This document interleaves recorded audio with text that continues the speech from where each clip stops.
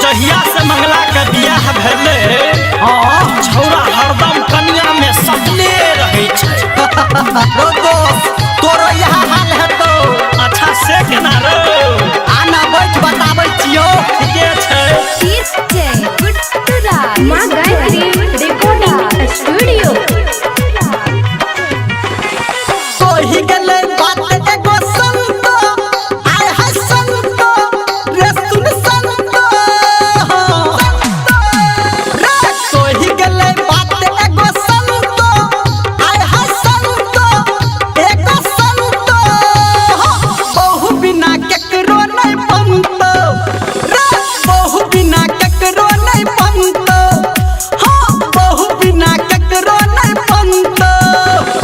रात के समान रोज कंतो आहा कंतो रे सुन कंतो बहु बिना केकरो नहीं बनतो रे बहु बिना केकरो नहीं बनतो हां बहु बिना केकरो नहीं बनतो बुझली रे।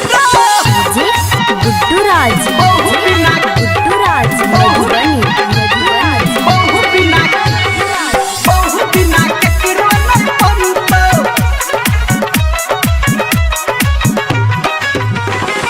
खाना बने तो कपड़ा हाथ धोतो खाना बने तो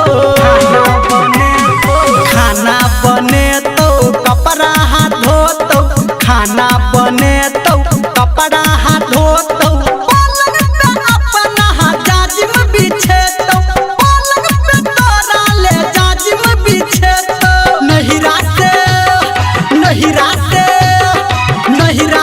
खीर पूरी अनतो हे रे अनतो रे सुन अनतो बहु बिना केकरो नहीं बनतो हां बहु बिना केकरो नहीं बनतो रे बहु बिना कखनो नहीं बनतो। DJ गुड्डूराज बहु बिना गुड्डूराज बहु बिना केकरो नहीं बनतो। अभी आप सुन रहे हैं सावरिया म्यूजिक। पाउडर लगे तो लिपस्टिक लगे तो पाउडर लगे तो रे पाउडर लगे तो लिपस्टिक लगे तो पाउडर लगे तो लिपस्टिक लगे